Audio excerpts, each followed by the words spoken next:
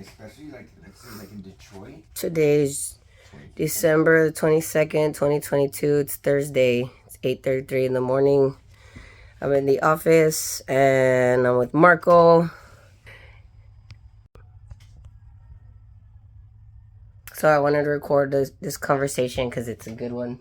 And me and Marco are wanting to start a podcast, but we need like the equipment and stuff, so we haven't started. But this is a good conversation. We have a lot of good conversations, like just when the camera's not recording. And I wanted to record this one because it's actually a very relevant one to our city, to our border. Well, not here because there's not really like a line of people here like they are in El Paso right now. But because you want to play the video again? The video is called State of Emergency Declared at Texas Border. Let me see. State of emergency at the Texas border. The mayor of El Paso making the declaration late Saturday. Our asylum seekers are not safe as we have hundreds and hundreds on the streets, and that's not the way we want to treat people.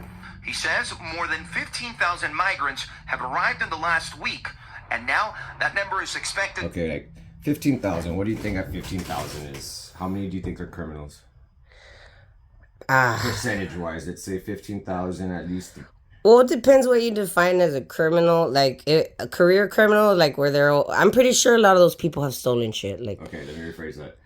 Rapist, murderer, thief. Not really, because anybody could be a thief for anything. You could steal anything and you're considered a thief. But and when I say they've stolen things, I mean like food or clothes, necessary items that they probably couldn't afford otherwise. So I don't really count them as criminals per se, because I don't really think they're. So then it would be. They're criminals. Gang members, cartel members, rapists, and murderers. Let's just say that. Out of that, 15,000. Maybe like. 2,000. No, fuck no. Fuck no. At least. Those dudes, this is what I was going to say before I started recording. That's why I put in gang members. Gang members, even if they're not, like... That's why. They sell drugs. That's why. Those dudes, they know how to get through legally. They don't need to fucking cross a border like that. They have the people that can help them get the paperwork or whatever, to go across. Like, they don't, if they really wanted to, they could do it like that. They don't have to fucking, I mean, there's cartel members here already that exist and they travel freely back and forth, because they have the proper documentation. So to like say that there's that many of them there, like, no, I don't think that's the case. Maybe like 50 or maybe like 100 or 200, like former, like they're trying to get away from that life. I could say more confidently that would be the case, that they're trying to leave that whole environment and get something else, because a lot of them do that too. So, but I don't think these people here are a danger to us. Like, I really don't. I mean, that guy could be. You don't know what his face looks like. I mean, look at that guy with the black Press backpack. play, let's finish it. All right, whatever. To explode with a Trump-era policy known as Title 42 set to be lifted on Wednesday. The public health rule implemented in March of 2020 in response to the COVID pandemic, making it easier to return hundreds of thousands of migrants to Mexico. If the courts do not intervene and put a halt to the removal of Title 42, it's going to be total chaos. Officials say the number of migrants attempting to cross the Such border bullshit. could more than double daily, but border towns are already strained. ¿Para dónde vas? Nueva York. Nueva York. He's waiting for transport so he can get to New York. Men, women, and children fleeing violence and poverty, seeking asylum at this makeshift camp in downtown El Paso. It's freezing temperatures overnight. We have children and babies who were sleeping in streets. So she says this entire sidewalk was full of people who slept there. Volunteers bringing clothing, food, and water. This is one of the parts of El Paso where the asylum seekers are sleeping on the ground. This person's even using a cardboard box to stay warm. They're also getting food and water in this area. It's right next to the bus station where some of these buses are being used for them to get to their destination. Others seeking shelter at El Paso International Airport. Damn, Now, one final attempt by a group of Republican-led states to prevent a possible Well, because they're surge of traveling, migrants. they're waiting calling on the for Supreme Court to their flights and intervene as shit. soon as So tomorrow. they're not just there being homeless. The Mexican government, is it making things worse in a way for the U.S.? Well, Kay, earlier this week... That's why 2 days this is ago, so Juarez officials stupid too, because confirmed they were the way working they're with the talking, the way they're talking about it is like, it's as if these people have no plans, or they have no, direction as to what they're gonna do. It's like, oh, they need our help, and maybe, yeah, they could use some help with like food, or some blankets or whatever that might assist them. But I don't think that they're gonna actually need help for the rest of their lives. A lot of them, like, they've come many times before to just work here, and they know people, they have family here, they go to stay with relatives. They're not gonna be homeless, so it's just the way they hype it up to make it like, oh, it's a crisis and we have to keep these people out. They're gonna fucking cause chaos, and it's all bullshit. No, I know. It's fucking bullshit. I know, because the majority of people coming here want to do the right thing and live right, but I'm still at 2,000 out of 15,000. I still think like 2,000, maybe. I don't know. I mean, so if there were like 2,000, like, so does that mean we have to like not let anybody else in because of those 2,000? That's an extremely high number. I don't think that's actual. What I told you from the beginning is what they need to do is bring them in accordingly. Have a system already in place where they take their ID, their fingerprints, everything. That's what they do. Yeah, but it's just straight up after 2 weeks. If they don't find anything on them, if they're good, like whatever, okay, let them in. Give them the social security number. Make them make money for America. If not, kick them the fuck out. Yeah, kick them the fuck out. Make sure that they can't come back to America, or if not, just make sure they're permanently banned, or just put them in fucking jail. Yeah, they're gonna be trying to break in. Yeah, if they're the criminal ones and they keep on trying to break in, just leave them in jail. Leave them in jail, and they're gonna just be there if they keep on trying to break in. It's just a repeated process of them trying to break in and come into this country. To be honest, like, I'm gonna, or like in other videos where I'm ranting about like gang violence and shit, or the cartels, I've said before, like, let them come over here. Let them come and do their whatever shit they want to. They're gonna get caught here. This is not Mexico. This is not South America. This is fucking America. And although we're corrupt here, and yes, people can pay off certain people in charge, in order to keep doing their criminal activities or whatever, the fact of the matter is that shit is done behind closed doors. It's done underground. It's not done out in public. We don't have corrupt officials openly admitting that they, are committing criminal acts without any fear of repercussion. They very carefully choose their words to make sure that they're not sounding like criminals, because they know that if they were to be outed here like that publicly and have proof evidence of their corruption, they will fall. And they have fallen before. There's been shit tons of cops and officials that have been taken down here, and there will be plenty more, because there's a lot more that are coming out and speaking out against those types of people. So I say let them all in. Let them come in, and we'll fucking ring them out. Better that they're here in a country where people are going to put them in their place, rather than in a country where people are just living in fear every day and just trying to survive day to day and not doing anything about it. So exactly what's happening here. People live day to day. They're surviving day to day. And even if they come here, not everybody gets caught. I know. I just said that. Not everybody gets caught, but eventually they do. And not eventually. Sometimes people just don't get caught. Maybe they might get arrested, but then they get let off. And if they don't get caught, why is that? Because it's either they're smart about their shit, they know how to do their shit, or they don't keep it on them. They don't let anything tie back to them. They just don't socialize with other people. They just do certain things to make sure that they're going to be secure from being prosecuted. Other things is like, what was it called?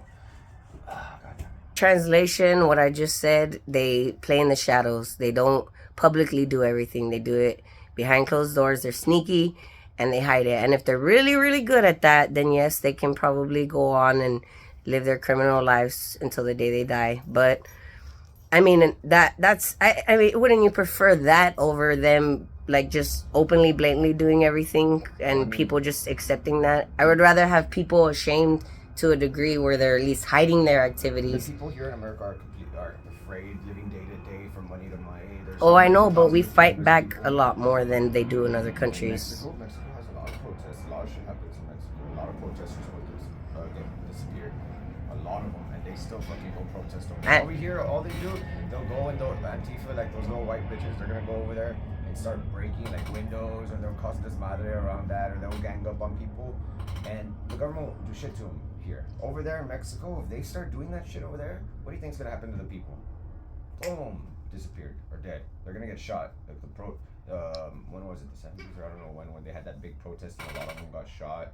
The other 43, they were going to go vote, and I think it was the mayor, his wife, and the cartel boss that had them killed and disappeared. Like I don't even know if they found the remains. They did find their remains, and Before they held that mayor accountable. They went to jail.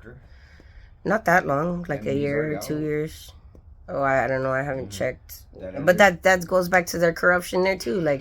And that's like, you're right. Okay, they do protests and stuff there. I'm not saying that there's nobody that tries to fight. Like, they do try to fight back, but it's not done as often or with as much force as it is here because of that. What you just said, that they kill them, they go after them because it's more corrupt over there. The corruption is more open. People know, like, this mayor works for this cartel, this politician has pockets with this cartel. Like, people know that. It's not a secret. Here it is a secret. People don't know who works for who. We don't know that. If we did, trust me, we would be fucking out there outing everybody. Anybody who knows that would be. Well, at least that's not a part of it. They would have to have evidence first, because if you just put that out loud. Yeah, that's what I mean. What is it? What's that word? Slander, libel, or something. Slander. You're liable for slander. It's libel when you write it, I think. It's slander when you're talking. Or I might have that backwards. I've always wanted to backhand somebody and say slander. I don't know why. I just always had that in my head. It just seemed funny. But back to the point that I kind of think they should be killing the people that protest like that go on. Well, shit, I hope you wouldn't think that. Fuck. No. Hell no. But they need to take their asses to jail.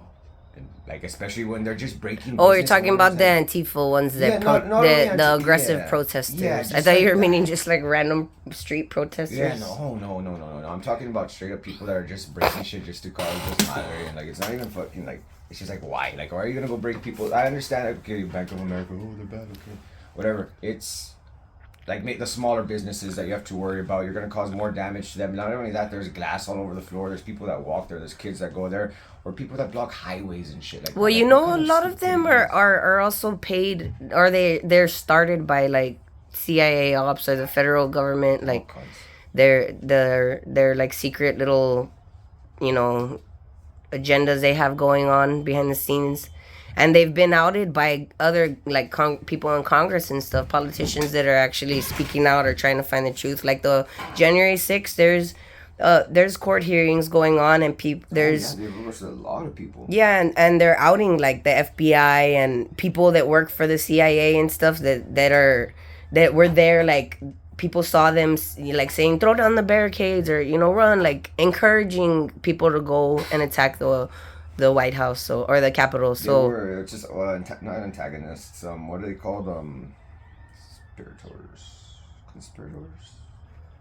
They're hired government goons. That's what they are, and they're hired to do that, to cause chaos, because they wanna have a narrative to sell to the public about, you know, the left and right. They do that to keep us distracted and fighting, so that we're not focused on the actual real foundational issues that they're doing, you know, that are causing all this corruption and all this fucking, you know, evilness that they do behind the scenes, the wars that they help instigate and start, and all of that shit. Like, they don't want the public to focus on those things, because then that's when they're gonna actually be held more accountable. So in order to keep that light off of them when people are getting close to outing it, they start shit like that to, like, you know.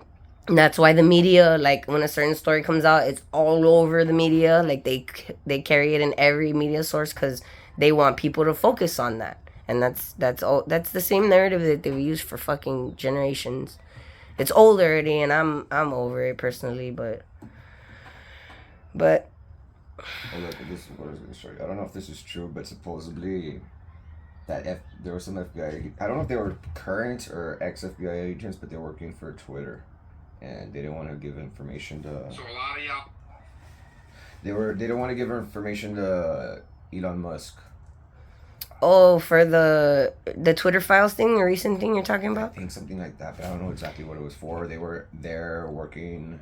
What are you talking about? How the FBI was stopping the Hunter Biden story from getting out? Like they told Twitter to basically censor that story and to basically block like Trump's candidacy, like so he wouldn't be voted. Also, basically ban him, shadow ban Yeah. people, shit like that. Yeah, well, basically, yeah, because those what are they called? Social media platforms can alter fucking alter Perceptions. Well, perceptions not only. Oh yeah, and then the votes, everything. Like it just sucks. Like they have the power to do that. Facebook, Twitter. I don't know about Snapchat. Snapchat's kind of. Or if they have enough people on there, but yeah, they have to have a good amount of people that go and read their stories and look, because that's what it boils down to. Camera. What? Is it Oh on? no, Huh? it was on you. I was recording you. But yeah, that's what it boils down to. Basically, is whether they are going to be whether they're gonna be able to access a huge amount of people or a small amount of people, like like on smaller platforms. Obviously it's not gonna have as much impact because there's not as many eyes that are gonna read the information. But if you're in a platform or on a platform where there's millions and millions of people that go and read the stories, then and you have a certain narrative that you're putting out through your platform where you can control the algorithm and control what people read, then obviously like it's going to have a greater impact on the psyche and the perception of people and what they're going to vote for, or what they want to consider when they're voting. In Facebook, there are 2.930 million users. It's a lot of users. And it didn't say the rest, but I'm pretty sure there's more. But God damn, It's a lot of that's just users. Facebook, Not even that many people vote. I don't know. No, it's like millions of votes. Anyways, all right, I'm gonna end this because this one's getting